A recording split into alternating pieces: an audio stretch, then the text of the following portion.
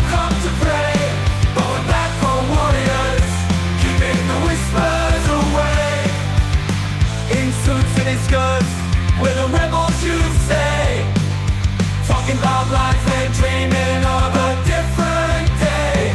On the back row we stay, in the back we don't sway. Just let the sermon flow, we're on the back row. It is time for another episode of the Cultural Hall, an Articles of News episode. Listen, I know, we will interview people again. It's what I do for a living right now that is standing in the way. I'll tell you this. Megan the Mitch Mitchell going to be back in association with the Cultural Hall in 2026. She is going to become the scheduler and interviewee, like preparation. Oh, nice. Yes. So looking nice. So I'll throw all my ideas to her instead of harassing and then you. she'll make them happen because we're going to do a set time in my schedule so that we can set things up and have them be able to be happening. And then you can come to the podcast feed, even though it's a show, and you can go, oh, look, there's something available. I love it. Just like I thought there should be. Success. So it's definitely something that we are working on right now. We just try and keep our head above water as we make our way through the wedding season. Halfway through, second half of 2025 wedding season, way busier than first half. Last year, it was front loaded.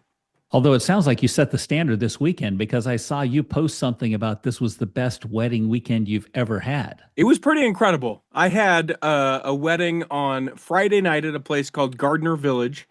A lot of shops. It's a place where the ladies go. They do a witches weekend in October. I've been dragged there more than once. Yes. And you know exactly what it is. It's great. They know exactly who they are there for. Mm-hmm. But they come out and it's the ladies are going to Gardner Village. Now, I know gentlemen will go to, and I'm being very generalizing. I go find some place to buy a beverage and a snack, and I sit outside in a chair and enjoy myself while they're doing their thing. Exactly. So that's Gardner Village. That was Friday night. Then Saturday night, I was up at Alta Lodge, or as every guest beautiful. At the wedding said, Alta. We're at Alta Lodge, and they're in Chicago and they sell cosmetics. Yeah. And then on Sunday night, I was at a place called Snowpine Lodge, which is the next lodge up from Alta. It's the newest lodge up at the Alta property. So spent the weekend at Alta, which if you're going to do a wedding in Utah in August, do it in the mountains. Absolutely. Because in the valley is miserable. Miserable. And I can't even imagine, stereotype of the like church cultural hall basketball hoop aside, I can't imagine a more warm and stinky place than a church chapel on a weekday night. Wow. Doing a wedding. Forget it. Yeah. Kids are running around and all that. No, thank you. Do it up a canyon. Get yourself some leaves. And it's great too because everyone's like, it's so hot. And then the sun goes down and everyone goes, is there heaters? Are there heaters somewhere? Can we right. Dance harder? That's what we like to do. That's right. But yeah, so busy and then busy again. This week, I'm doing a first time. There's a place that growing up here in Utah, like if you ever went to Lakai. Yes, I've been to Lakai. Yeah, that was the, you're going on a prom date and you're taking her to Lakai. Like if you wanted to achieve top shelf experience, it was Lakai. I've been there before. I've eaten there before. I've been to a social networking thing there before, but I've never done a wedding there before. I'm trying to remember the first time I went to Lakai had to be 1986, 1987, somewhere in there. Okay. Yeah. Okay. Different owners, but still the prestige about Lakai is there. Never done a wedding there. First time for everything, doing it this week. Nice. Yeah. Very nice. Yeah. And then what? Oh, I gotta go back to get ready for this. Manila, Utah. Everyone know where Manila is? Manila. Imagine I've nowhere. Seen it on the map. Imagine nowhere, and then make it the most difficult way to get there. That is Manila.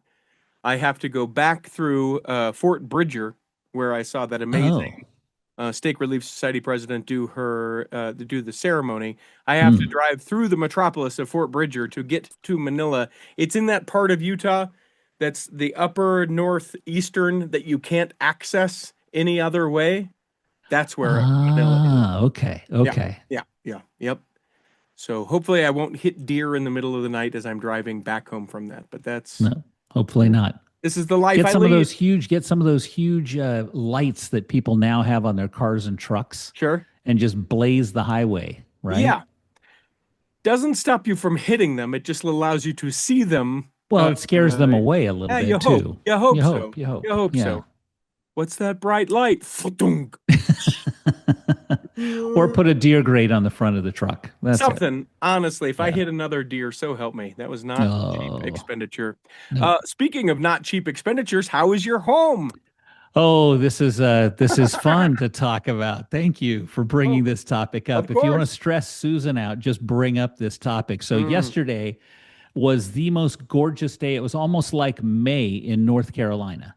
And humidity was been down. Super hot. We've been super hot, over 100 degrees and 90% humidity for the last 2 weeks. It cooled down. It was gorgeous. It's beautiful. We wake up thinking, oh, they're going to get a lot done this week.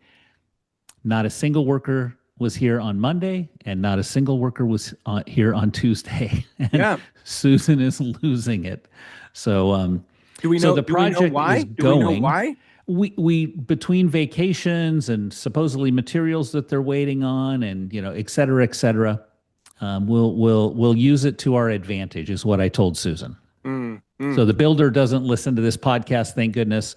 But when it comes down to the point, if he's missing his deadline in the end, I'm going to say, because you're late, you're giving us some more things. Yeah. And here's what we're asking for. Right. So, right. Because I suppose you don't care, so long as if October 1st is the day it needs to be done. Yeah, well, they said October 15th, and as long as, frankly, we're in it by November 15th and it's done, we're totally fine. Yeah, but yeah, it's a level of stress. Now, on the other hand, he's saying that he's going to break into our current house. Breaking in meaning they're going to have to start framing into the current house here in a couple of weeks. So we've been doing the work to pack up and get ready to move things, so that so they can break into the house, and so we can go find somewhere else to live. In fact, I need to ask you about this. So we have a couple move into Homesteadman. There's not a lot of. We could. My mom might be upset that I'm not living in her basement, but there's. That's all right. Mom's coming over here too. Very nice. So we have a son who doesn't live very far away, and we'll probably spend some time there. But Susan threw out the idea of renting an RV. Oh, do it. Do it. And I have not heard that ever come out of her mouth. And so I am really, really tempted to rent an RV, a nice RV, and find a couple of places to go and work remotely and do some sightseeing at the same time. You should. 1,000% you should. You will regret it if you don't. Probably so. Don't go so long that you can't kind of get back and be like, guys, that's not where that wall is supposed to be, etc. True. You don't want to go too far. But definitely do the RV. If you know you have time, 100%. 100% do it. Well, would kind of wedge it into work schedule and make it work that way. So that's a thought. So I appreciate your endorsement. I need the pictures as you're eating drywall sandwiches and all those things. That's just beautiful. Faster. Yeah. We've got a lot of terrible news to come up. We have some terrible, and we have some great good news too. We've got some new nicknames for formerly the BY Jew. I'm excited to talk about that. I hate that name. It's so terrible. I won the bet. But I'm excited to talk about. Come on, you're supposed to. You have to acknowledge that I won the bet. The best acknowledgement is not acknowledgement, isn't it? So we'll talk about that. Temples aplenty, all of the things, and we get a temple ticker this week as well. So we fantastic. But we'll take a break right now because my electrician needs to be paid. We will come back in the second half and we will do actual articles of news. Let me take just a moment to tell you all about bestdjinutah.com. That is the website where you can learn all about me. Oh, sure, you probably feel like you know me, but you know me in the cultural hall sense. I have a DJ company, now 6 of us strong, great event hosts, MCs, and DJs that can be able to make whatever event you have coming up absolutely spectacular, and hope you will reach out to us. Now you're thinking, well, wait a minute, Richie, I don't live in Utah. Would you travel? Absolutely, I would travel. Would they travel? Absolutely, they would travel. Whatever your event is, doesn't have to be a wedding or a community event. We can do all sorts of things. I can teach you line dancing. I can dance with you. We can do partner dancing. We can do all kinds of things, but we can't do any of it if you don't hit me up. You can go to bestdjinutah.com. You can fill out the form to get more information or get a quote, and then I will get right back to you. Find out why I'm so busy and why sometimes we don't get episodes of the Cultural Hall. It's all because of bestdjinutah.com. Here in the second half of Articles of News, we do actual articles of news. Hit it, Peter. You can't lose articles of news. And away we go. Now, I always supply Verlin with the news when we chat, and then he says, I would like to talk about I read this. some along the way, too. Well, sure. It's not to say that you're news ignorant, but I supply you with a file that says, here's a bunch of stuff that I have gathered. Yes. And then you usually go, I'm feeling like maybe we go this way. And then, as we have alluded to before, sometimes I just don't care for the way that he decided that we should talk about it. And so I go, hey, you know what? You wanted to talk about this? Let's not do that now. Let's do this instead. But let's start off this episode with, not great stuff. Let's start off with the not good, the behaving badly, the kind of gross. If you've got maybe some younger ears hanging around. Should we put a timestamp on it? Maybe tell people fast forward 10 minutes? Yeah, I would tell you, come back. You can fast forward a little bit when you hear us talking about, there's more than I thought. Oh, no, there's still that story too. When you hear us talking about something like the song written by young women for young women's camp. Girls' camp song. Girls' camp, then you're safe. You are beyond this stuff. So, and you don't want to miss that one. Yeah, for sure. Let's get into it. This first story headline is that the church responds to allegations about the American missionary that is accused of abusing Tongan boys. Was that in our news that we spoke about that? It was 2 weeks ago. Okay. You and I chatted about that one. Yeah. So the update is the church has responded, and the church claims it's unclear whether an American missionary who allegedly sexually abused boys in Tonga did so under their roof. In other words, they're saying we're not sure if anything occurred during his mission or not, but they are also saying they are prepared to cooperate with investigators to the fullest extent possible. Yeah, which is, on the one hand, I guess I'm really grateful that the church isn't like, oh yeah, no, we knew and we kept him out there, right? I mean, that's if we're looking for a silver lining in something. I suppose that's good. But then the other part, to know that the church is saying, hey, listen, whatever you need, we will tell you the things that we know and be able to work alongside as they try and get to that. It's terrible. As you talked about when we visited before, where was the missionary's companion? I was relentlessly annoying for the most part about the being with the companion thing. Yeah. The other thing that I don't want to, jump to conclusions here, but the article also shared a detail I hadn't noticed when we previously spoke, which said his mission was only 1 year. I don't know why he only served 1 year instead of 2. It could have been a health reason, could have been, any other reason, but that makes one suspicious as well. Yeah. So then it's an interesting scenario, so walk that out for a minute. And this is obviously just speculation and saying allegedly things. If he served his mission for a year, gets sent home, maybe it's not disclosed to the members of the congregation there in Tonga that this is what he went home for. This is why he was sent home for. Again, this is all just that would be terrible. Speculation. Yeah, that would be terrible. But so he gets sent home because of that. They find out about that, or even he just says to the mission president, "Hey, this occurred as a confession. I need to not be here as a confession." But then comes back out. You would suspect, you would hope that there would be something noted on his church record, permanent record of some kind, of something like that. Do we do that? I know people have talked and spoken about it, but honestly, when I was a bishop, I never saw anywhere except for membership status.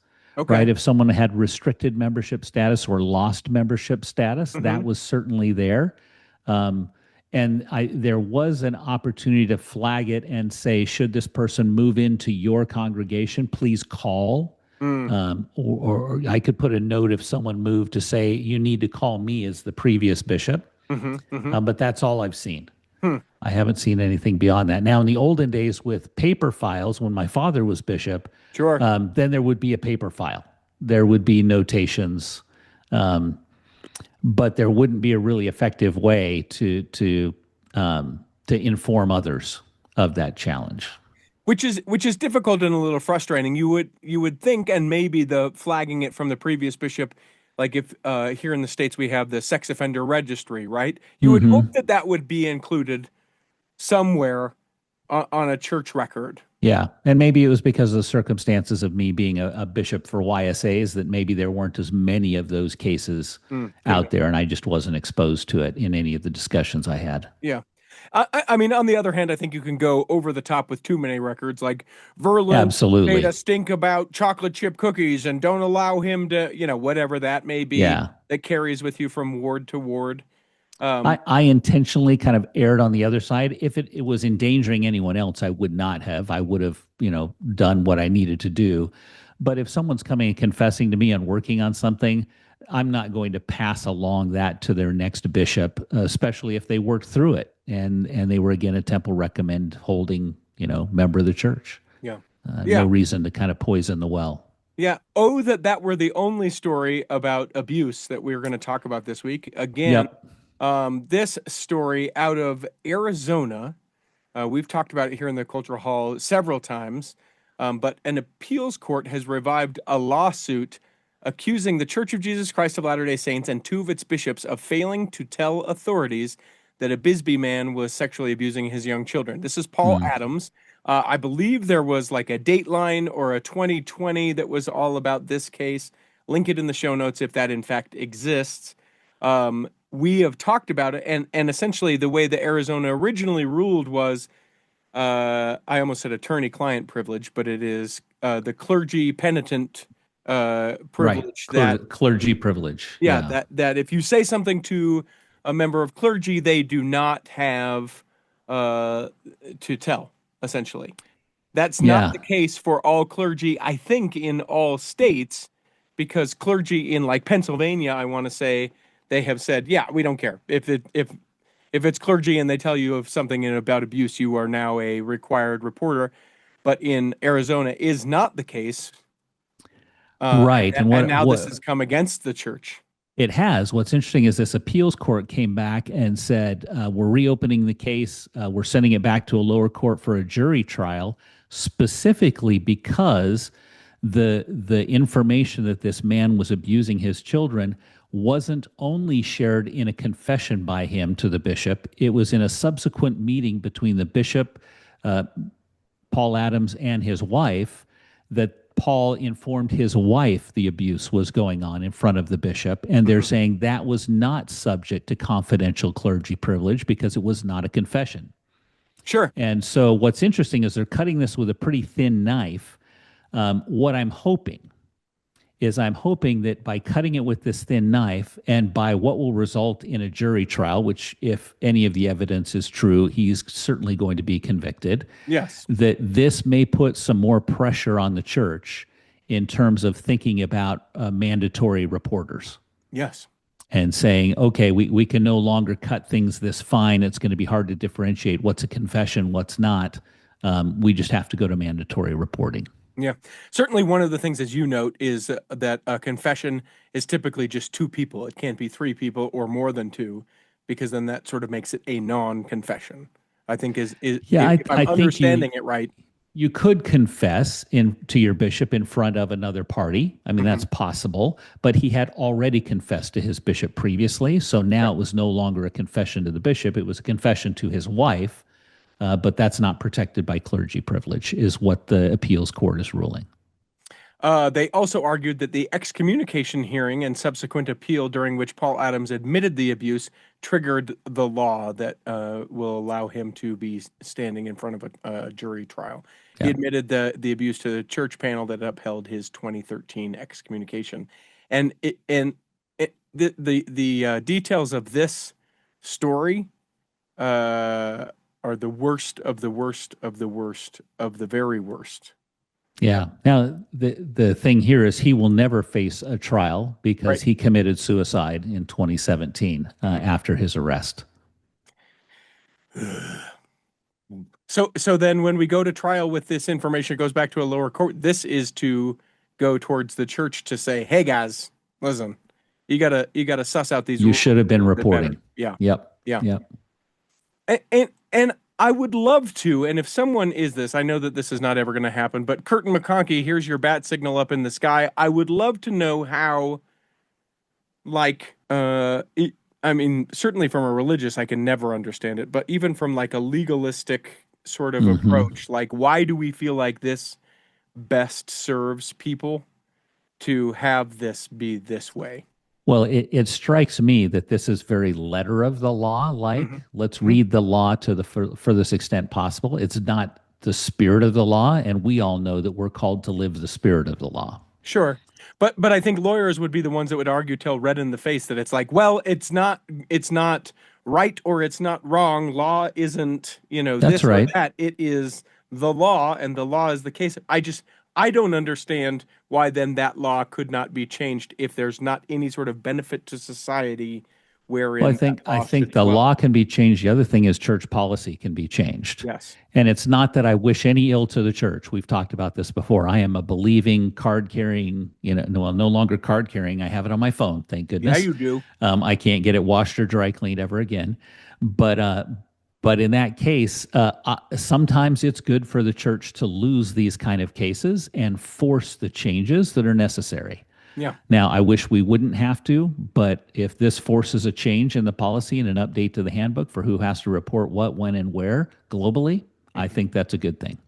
Now, one of the things that I think people listening to this, and certainly I have been guilty of this, is that sometimes we hear these stories and we go, but that was the 80s, that was the 90s, that was 15 years ago, and certainly it doesn't make it any better. It doesn't relinquish any of the just horribleness that exists around it. But I do think that we are able to place in our brains this idea of distance of time from where we are now to when this was occurring, and hopefully we have done better. And then you get stories like this. In West Jordan, Utah, a man who said that he was once a bishop, a stake president in the Church of Jesus Christ of Latter-day Saints, was recently arrested and charged Monday with several counts of sexually abusing a young child. Ronald Charles Jones, age 88, was charged with 3 counts of aggravated sexual abuse of a child, which is a first-degree felony. He also received another first-degree felony charge of child kidnapping, along with 2 misdemeanors, one for unlawful kissing of a child and lewdness involving a child. And I just think, as I continued to read this story, I think, how does something like this happen? So, yeah. Brother Jones, he's the sweet old guy in the neighborhood. He's the 80 or 88-year-old man that's everyone's favorite neighbor. He offers candy for kids to come into his home. Do you want some candy? Of course. It's Brother Jones. Brother Jones is 88. He used to be the stake president. He was the bishop for a while. You come in, Brother Jones. There's no way, Brother Jones. And then guess what? There's lots of ways, Brother Jones, and he did it. Accused of kissing and inappropriate. It just, it is, on the one hand, I love that we want to trust people, that we don't just want to throw everyone under the bus and say everyone is terrible and we can't trust anyone and everything like that. I want to vocalize that. And there could not be more, the joke whenever we make those inappropriate jokes about something like that is the old man saying, give me some candy. And that's 100% what this was. That's right.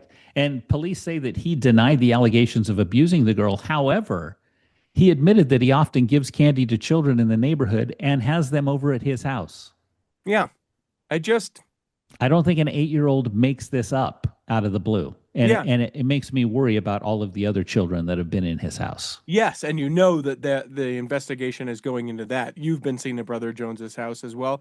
I suppose an 8-year-old could make something like that up. It seems awfully specific. It seems like a pretty big stretch for attention for something like that. So I tend to believe, hey, what are you saying happened? I tend to believe, even if it wasn't to the extent of what believe the child first. Yeah, believe the child first, for sure. But I just, Brother Jones, do better, Brother Jones. Do better, all of the neighbors and all the people that knew this was going on. If kids are going in and getting candy at Brother Jones's house, Wow. I just think, and It's one thing to hand candy out in the halls at church. sure, A different thing sure, in this or case. very honestly, like I think when I'm older, I would like to be. I'm not gonna say a Brother Jones, but I'd like to be the guy that, like, when I'm in my front yard and kids are walking by, guys, hold on, I'm gonna go get a popsicle. It's hot outside. I'll Yeah. bring you out popsicles. We go to the Stedman house and we know that the freezer on their porch, we can have whatever we'd like. I want to be that Yeah. person. I want to be that aspect of that person. I and I hope that when I arrive to that age to be able to do that, that there's still a place for that, because we unfortunately or fortunately know the Brother Joneses that weren't scumbags, Yes. that could take us in, that could have the Yeah. conversation with you, that then you look back 50 years later that you go, yeah, you know what? Brother Jones really taught me that lesson about serving my mom or about honoring Oh, women or Brother whatever the Scott thing taught is. me the lesson about having clean hands and a clean heart, both literally and figuratively. I mean, Yeah. I was 12 years old. Yep. Yeah. I want to be that person, and that Yep. is not at all what this person was. No, terrible. Oh, and oh, that were the last story about sexual abuse. This we have talked about this multiple times, and this just sort of continues. This is the doctor up in Oregon. He was a Dr. David OBGYN. Farley, right? Yep. And oof. And I don't even like to read all of the bad things that happen, but let's just say all of the bad things that could happen that would be OB/GYN focused happened not only in his practice, but in his volunteering at high schools, in his volunteering for the church, and treating young women in ways that they should not be treated, and using the excuse of it being a medically required procedure. sure. And got away with it from people who are uncomfortable because, I think neither of Yeah. us young women are young women, obviously, but when you're going to this doctor that likely it has been taught to you, hey, this is probably going to be uncomfortable Right. because that's what it is. It's like when I for scout camp for the first time, I had to get a physical. That's And right. everyone, they're gonna make you turn your head and cough, and you just have dread about what Yeah. turning your head and cough meant, and you just Well, and you're we so and at that embarrassed age about we it. talked about is he going to put on a rubber glove and Yes. say bend over, right? Yeah, right. You demonize all of those things, Oh, and he was able to take advantage of every bit of that, like, shroud of secrecy and the trust that comes from his various positions, to the point that he got away with it for almost 2 decades before someone said, "I don't think this is the way that this should be happening." yeah, yeah. In this case, the new development is that the hospital group Legacy has been pulled into the lawsuit as well because he was operating on their facilities, and Legacy has put in a request for documents from the church. And specifically any documents that would talk to any discipline, any discussions, any evidence of him doing this in church or with church members, and all of those records. And at this point, it says the church.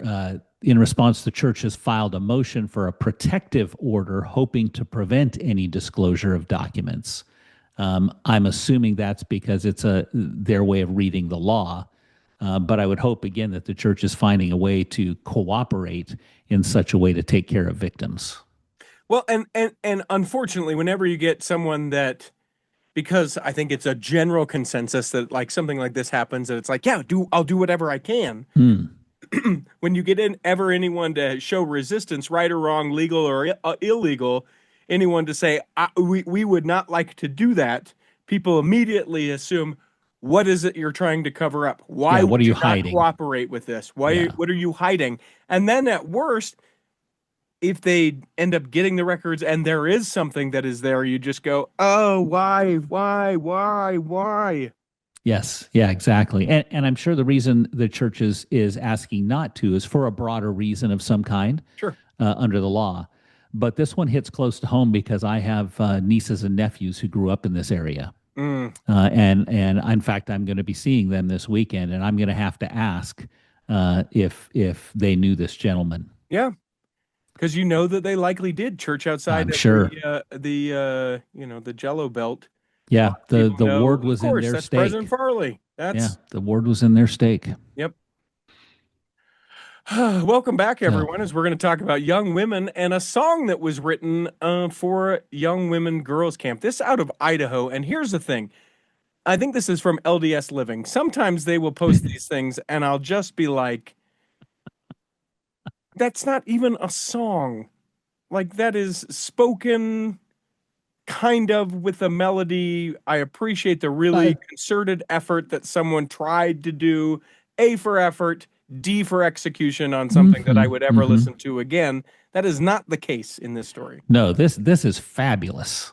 Um, so it says last year, over 200 young women from a stake in rural Idaho created a song together. What started as a brainstorming session during a young women camp devotional developed into a spiritual anthem of unity, faith, and divine worth.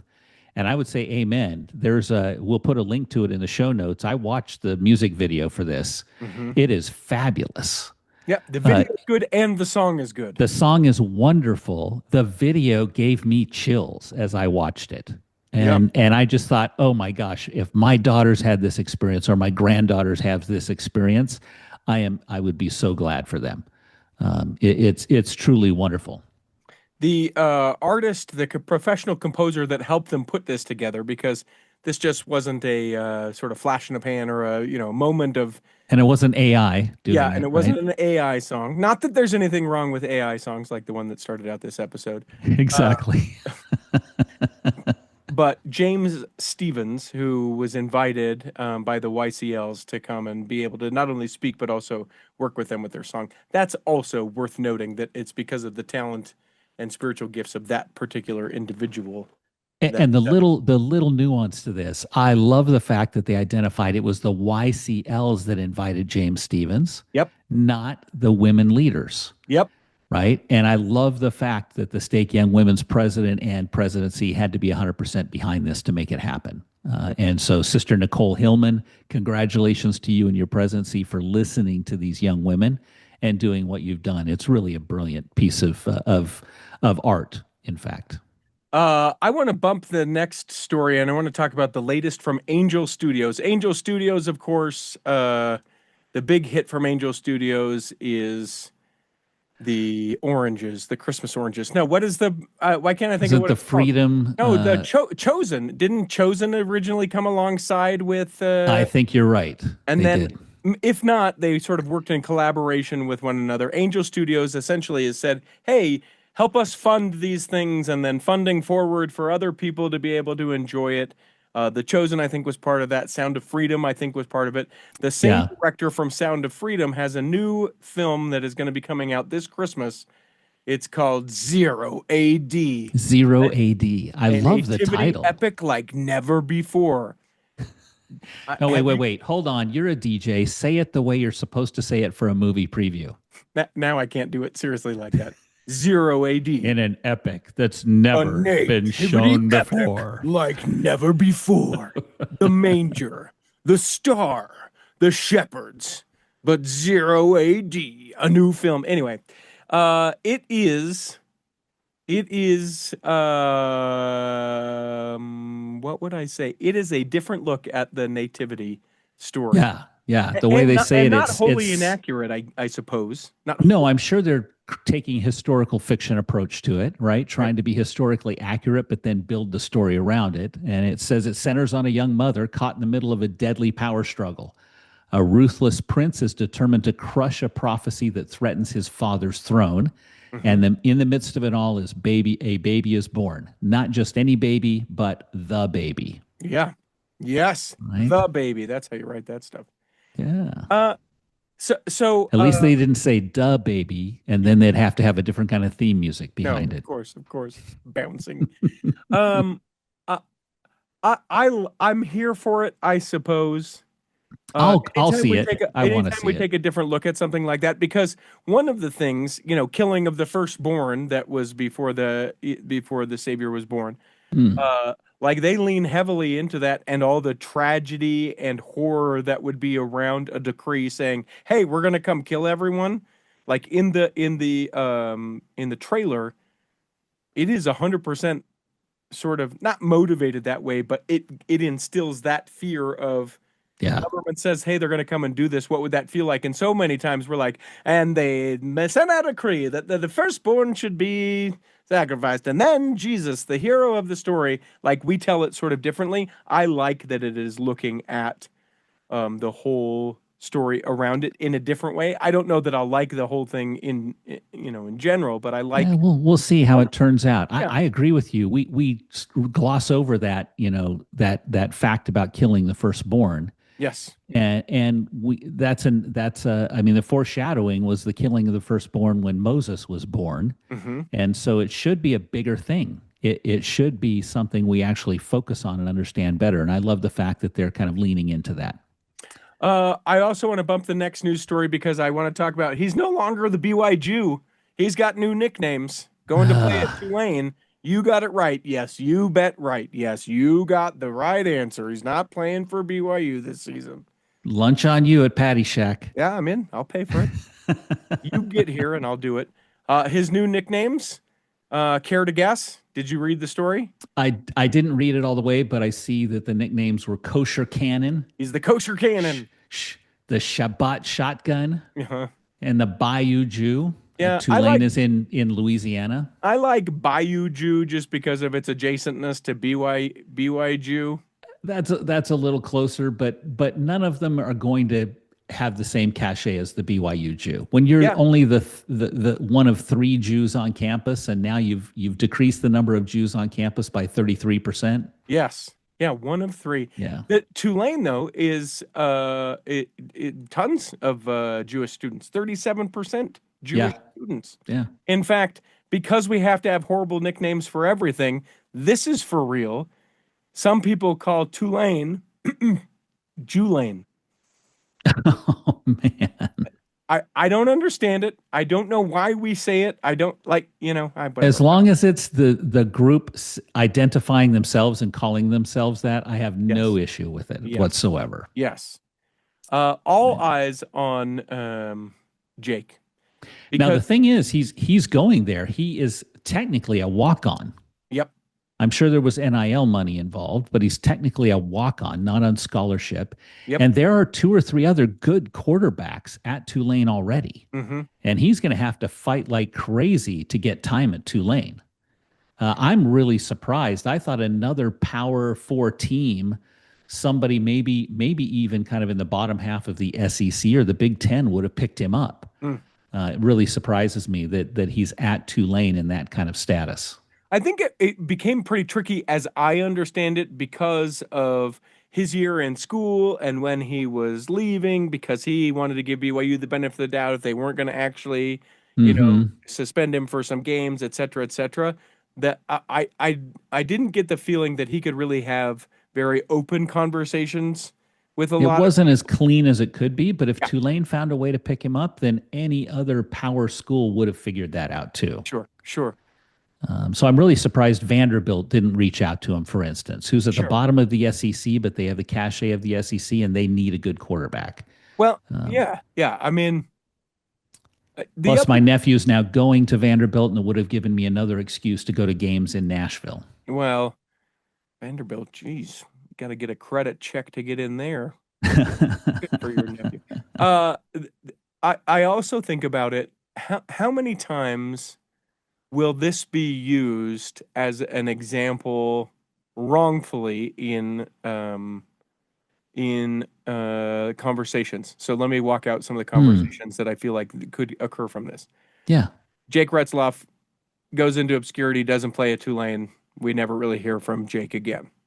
Well, see what happens when you don't follow the honor code? Oh, man. Right? You have that conversation. Yeah. Jake Retzloff plays at Tulane.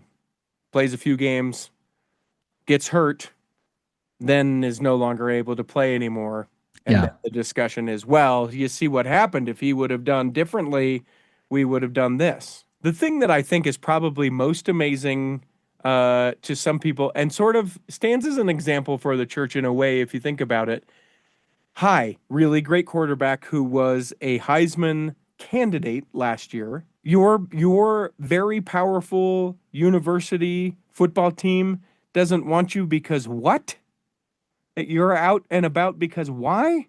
What? Are you kidding? Is that really what it is? I mean it is, and the church can do it, and they do it, and it's an honor code thing. And there have been plenty of times where we could have looked the other way. What we do not.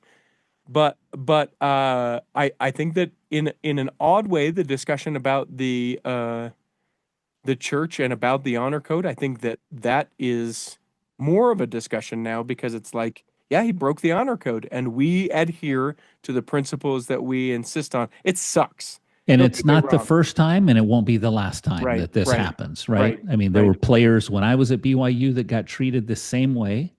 The famous one is Brandon Davies on the basketball team, who left and then came back, and then has had a wonderful professional career in Europe. Mm-hmm.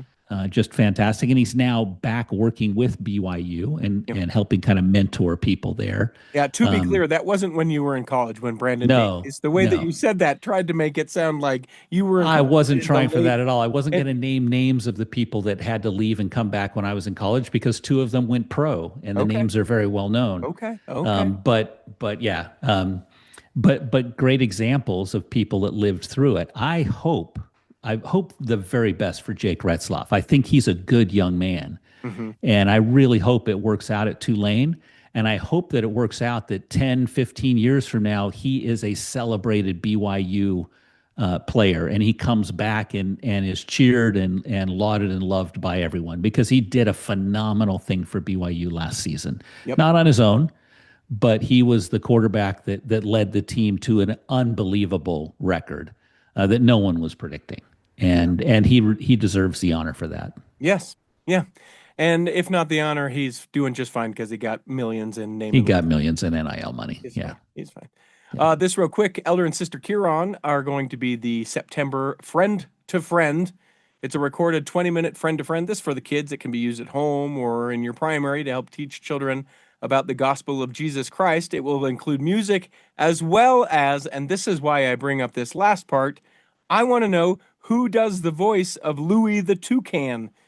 He is like an animated Church of Jesus Christ of not animated, I guess, like puppet, I would presume. Animatronic, maybe? Yeah. I don't know. Haven't watched one of these to know what he is. We know who Regardless, should be the voice. He is a character. I want to know who his voice, I want to know the backstory. How did that voice get picked? Yeah. Did we have to be very careful, because Louie the Toucan is a lot like Toucan Sam, and we can't be too close to the Fruit Loops and all that, I want to know all about Louie the Toucan. So if someone with the church is listening to this, I would love to have Louie the Toucan on the show. Talk all about that. I'm going to have to watch this. I watched the last Friend to Friend with my two young grandsons this past weekend, and it was really well done. I didn't have high expectations, but it was pretty well done. What's your grandpa name, Verlin? Grandpa. You're just grandpa? I conquered the name. Grandpa's the name. So Well, yeah. What's Susan? Susan is grandma. Oh, okay. Yeah. It's not as fun. I'll be honest with you. I feel Actually, like you're funner than that. Well, the in-laws on both sides are Nana and Papa. Okay. And then on one side they have a second grandmother who is Mimi. Mm-hmm. I like those. I like them, but I'm not a big fan of, I'm looking forward to when my grandkids are 20 and 25 and 30 years old, and them calling me Mimi. I rather them call me Verlin rather than Papa. Well, see, and I think that's where you get nicknames that are just over the top. So, like, it's the wizard and and the fairy godmother, and that's you and Susan, right? Like, are we going to see the wizard and the fairy godmother? And it's like, what the, huh? Like, now I kind of play this game with one of my grandsons because his name is Jasper, and we're always trying to call each other names. And so I've just started calling him Jasp because it's not really a nickname. It doesn't mean anything. I've never heard anyone called Jasp. So I just call him Jasp, and he's taken to calling me Gramps. Oh, there it is. See? And I think that's funny. Yeah. So it's funny when he has chosen that himself and his Yes. parents didn't pick up that name. Yes. Right. Then it's okay. But I think you're better than a grandpa. I just want you.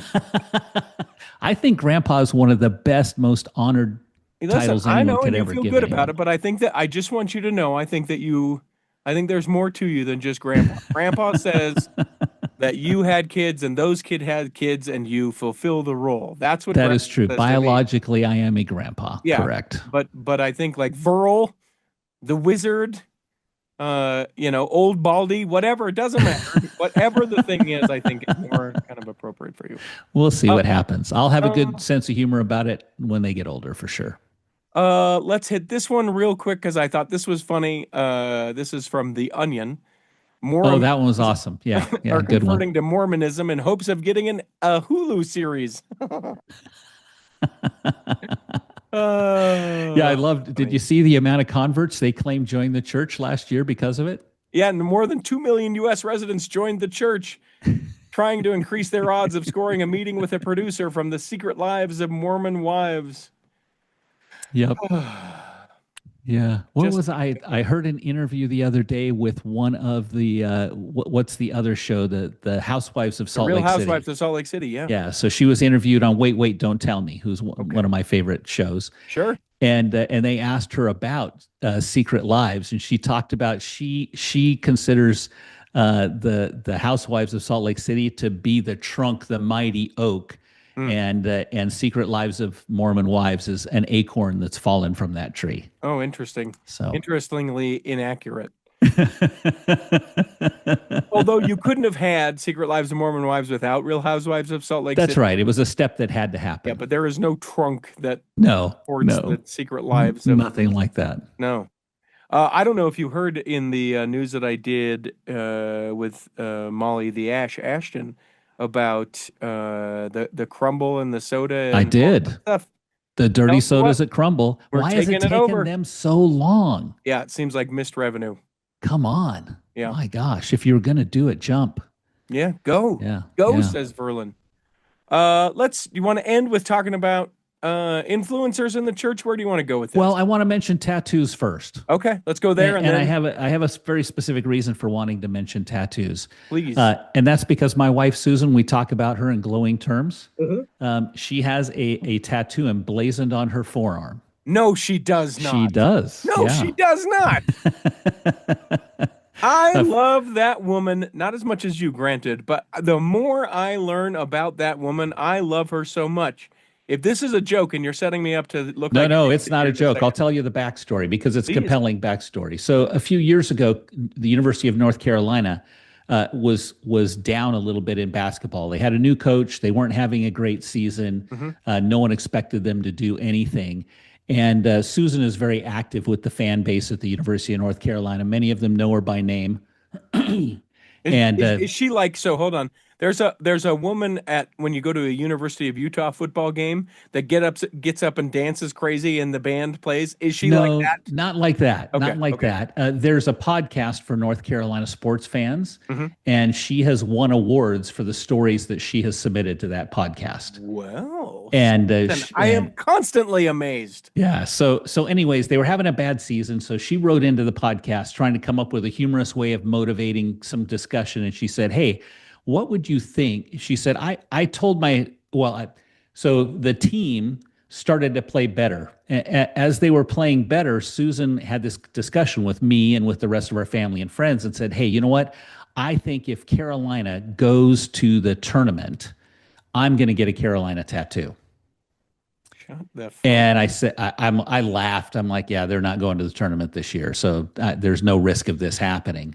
Well, by golly, they made it to the tournament. They not only made it, they went to the finals. Jeez. And in getting there, they had to beat Duke twice, which was even better. But what happened is then she started to feel like, well, do I have to go get this tattoo now? I told people. Well, she wrote into the podcast and said, "Hey, guys, do I have to go get this tattoo, or am I going to be cursed now if I don't get the tattoo?" The podcast talked about it on their pod, and they took it to the team and said, "Do you think Susan needs to get a tattoo if you guys, because of what you guys did. And the team said, yes, not only do we think she needs one, but the star of the team at the time said, I'm going to refer her to my tattoo artist. Jeez. And so she not only went to that tattoo artist, she got the same exact tattoo that player has on his forearm. Okay. Now, he is 6'10.5". She's 5'2". Yeah. Her forearm's a little smaller. They was put gonna the say, so same. They didn't proportionate. scale down the tattoo. And so she told me, yeah, I'm going to get this little tattoo on my arm. I'm out of town. She's getting the tattoo. She sends me a picture. And I was floored. She has this big Tar Heel tattoo on her forearm, which she proudly displays. She doesn't try to hide it in any way, shape, or form. That is awesome. And so, yeah. So the fact that the church has lightened up on tattoos, they've taken language out of the For Strength of Youth booklet. I love President Hinckley. I think he was a fantastic, wonderful sense of humor. I mean, I won't say I wish all of our prophets had that sense of humor. Maybe I do wish that too. Sure. What a great man. Or sort of some lightness that accompanied the seriousness of the message that Yeah. they were sharing. Sure. Yeah, that was great. But one of the things that I'll always wonder about, and that I chalk up into his personal opinion, was the comments he made about piercings and tattoos. Yeah. Yeah. And, for young women, they should only have one set of piercings. Well, Susan had 3. And so she took 2 sets out when he said that at the time. But she went and got a tattoo, and now the church has kind of changed their stance on tattoos. And you've interviewed plenty of church members that are active, one in particular that has lots of tattoos. Yeah. The tattooed Mormon, she doesn't like yes. to talk about that. I am fascinated by that. Let me ask you, just from like a personal thing. I know how you probably are going to land on this whole thing, but do you look, because she did that, do you have any sort of like, was there any sort of reservation or judgment that you had to find yourself through, or anything like that as her partner? I will say that I did not encourage it. I tried to stay decidedly neutral. Sure. In it. If my daughters would have asked me, should I go get a tattoo? I would have said, it's your choice. Sure. Personally, I would not get a tattoo. I don't have a tattoo. I don't plan on getting any tattoos. But if I'm honest with myself, the fact that she did, I think, changed my way of looking at people with tattoos. Yeah. And since then, I have a daughter who listens, who has a tattoo or 2 or 3. And I don't judge her negatively for that. I've got plenty of friends and family of friends that have tattoos, and it doesn't bother me usually. I will say usually. It still makes me shake my head and wonder why people want to tattoo a complete sleeve on their arm or their leg.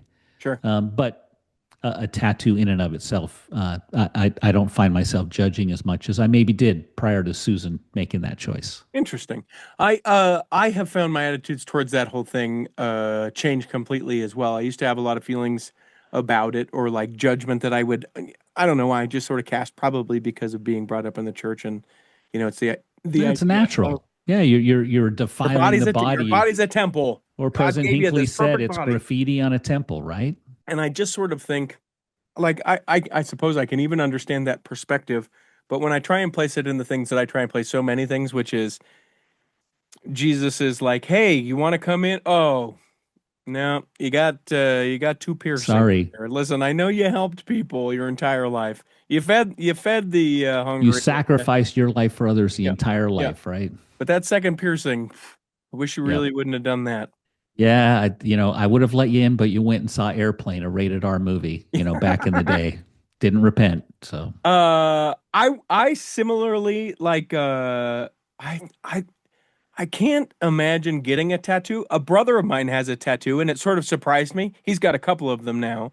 Not big, and they're both very, very meaningful. His first one that he got was I think it's the paw print and name of his dog. Oh, Dog's still with him. He loves that dog. They go on a walk nice. every single day. It is like it was like, this is my, this is the thing. And I think maybe I could do something like that for my dog, but like I can't think of much that I wouldn't put on my body now that in 10 years time I go, boy, that That did not age well, or I Number sure one, don't yeah, feel the same way. did it age well figuratively, but Sure. did it age well physically? That's what I'm Right. worried about. I'm going to be Right. old and wrinkled, Sure. and it may be something totally appropriate. I mean, Right. I have a family member who has the date of the passing of one of his best friends Yeah. tattooed on him, and I think that is totally appropriate, and I have no issue with that. But if I did that, I can guarantee that 20 years from now, you wouldn't be able to read it because it'd be all wrinkled and all over each other. What is that date? You have to like pull your Yeah, pull it apart. apart. Oh, That's yeah, that was that's today. an 8. It's not Yeah. a 3. Okay. I thought it was Yeah. March. No, it's August. My bad. Yeah. Okay. Well, yeah. So it's a story that where that whole thing was spurned from is that Salt Lake Tribune basically said, "Hey, yeah, we don't care so much anymore." Yeah. I think Yeah. that there are Culturally, I still, don't think it matters as much. yeah, and I think you also get the cultural stuff where people were like, "Listen, I come from a background where this is the thing that you do as going from boy to man, or Well, any there's of these that. things." Yeah. And for us to be like, don't do that. It's like, I'm not denying the heritage that I've come from. I'm not defiling God's temple. I am doing what grounds me to my people. Okay. You know what it makes me think of now? Just popped into my mind. Think about over COVID, everyone grew beards, Yes. right? And Yes. now when you walk into a sacrament meeting, chances are one of the members of the bishopric is going to have a beard, Yes. if not more. Mm-hmm. When I was younger and even pre-COVID, not only was it discouraged, it in many cases was almost not allowed. Yeah. Yeah. If you were a high counselor and you started growing a beard, the stake president was going to have a few words. Yeah. It was heavy-handed. Yeah. Would love for you to ponder the idea of. Well, and it was direct out. I think it was directly from some of the counsel from Boyd K. Packer years ago. Yeah. In the way that priesthood holders should act and be dressed. Yep. But I think coming through COVID, now that I think about it, I'll bet that the beard's acceptance is directly correlated with the tattoo acceptance. Okay. And it wouldn't surprise me if there is a huge increase in the number of bishops and counselors and high counselors and maybe even stake presidency members that have tattoos now. Fair enough. And I think beards may have plowed the way. Yeah, we are not going to get into the influencer stuff. Take us home with the church donations in Central America. Let's end on that high note. Yeah, so the church has donated. They've been working with the governments and the education ministries of both Panama and Guatemala, and in coordination with each country's Ministry of Education. The Church of Jesus Christ of Latter-day Saints recently donated furniture and other supplies to preschools, primary schools, and secondary schools, i.e. high schools, across Panama and Guatemala. Together, these donations, including desks, blackboards, chairs, preschool tables, will create a more productive learning environment for more than 18,000 students in 425 different schools. Jeez. Wonderful donation, big project, big donation. One of these times in the future, you and I should discuss how the church humanitarian group is changing the way they handle donations from a local to more general basis. I love it. And some of the challenges of that. But this is a wonderful donation and a great thing for the church to be doing everywhere around the world. Yeah, I look forward to that future conversation. Verlin, that's it. We're done. We've got to wrap this thing up. I don't know how long we've actually been taking because of how long I took having to go pay my electrician. But you still have electricity. It appears to be working still. Yeah, well, we put the 220. My wife, oh, nice. she's gonna have a kiln. She's Oh, getting a kiln. She's doing. You're going to be pottery. sucking up that electricity. Way to go. I want to see some of her art sometime. Well, deal. I'm still trying to get her to be on an episode. I bet we could do it if a bunch of people joined on Patreon. I'm just saying. I bet if we set a challenge there. Yeah, I think so. I got to would be look to see great. how many we've got right now. I bet if we hit a nominal point that we could celebrate a certain amount of people. Yeah, let's Maybe a pick a number because everyone wants to hear an interview with the woman that you call baby when you're off camera. Baby, hey baby, babe. Let me throw this out here. I bet I could get her into it. Hold on.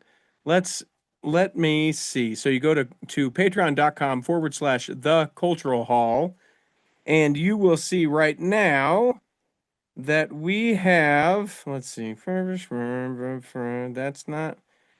So we have 74 paid Patreon saints, those that pay monthly. Thank you, those to be able to do it. 74. Thank you, thank you, huge, thank you. huge. That's awesome. If I said 100, Yes, I think that she would do it. that's a good number. To And 100 Patreon saints. yeah, and what is it? What's the minimum donation now? You can do it at $5. $5. Okay, so I'm going to challenge everyone who knows me personally that's listening to this.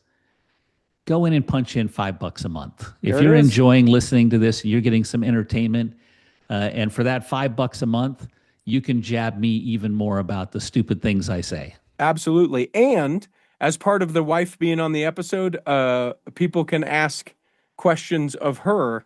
Oh, are you going to do an as part of that AMA? episode. Yeah, I'll do an AMA, Oh. appropriate AMA. Some people that know me would start to throw in some stuff. So it's You not. and I should do an AMA sometime. We'll do an AMAA. Ask me almost anything. I'll go with anything. Oh, Yeah. I don't think so. I don't think Susan would appreciate anything. I'll find some kind of bad response, but Yes. I'm willing to be asked anything. Me too. All right, fine. We can do an Ask Me Anything. But if we get to 100, we'll do it. I'll make it happen. So 74, that's where we're at right now. Okay, that's the challenge. Let's get there. Patreon.com/The Cultural Hall. We hope that this episode has nourished and strengthened your body. And if you weren't healthy enough to listen this week, you'll be healthy enough to listen next week. And I appreciate that. So I want to talk about this real briefly again, because people can not just listen, but they can also watch. So we've got to figure out, we've got to adjust that line of this. So think about that for the future, because if they aren't healthy enough to, I understand. Yeah. Okay. So what do we say at church? If they weren't healthy enough to attend this week, they can, or if they weren't 'cause healthy we enough gotta to be attend. here this week, they can be here next week. yeah. Yeah. So maybe we say be here as opposed Yeah. to. I like that. Yeah. That okay. works. Be here. All right. And then when the time comes, you'll be able to travel home in safety. Sorry, if I don't drill it off, I can never remember where to pick it back up. In the meantime, go Tar Heels. Chris at Alpine Lakes Travel, Debbie Wanless, Chocolate Cake Bites Podcast, and the Tiger with a U will be saving a seat for you On the back row of the Cultural Hall. Save me a seat, it's sure to be neat on the back row. We really gotta go on the Culture Hall show.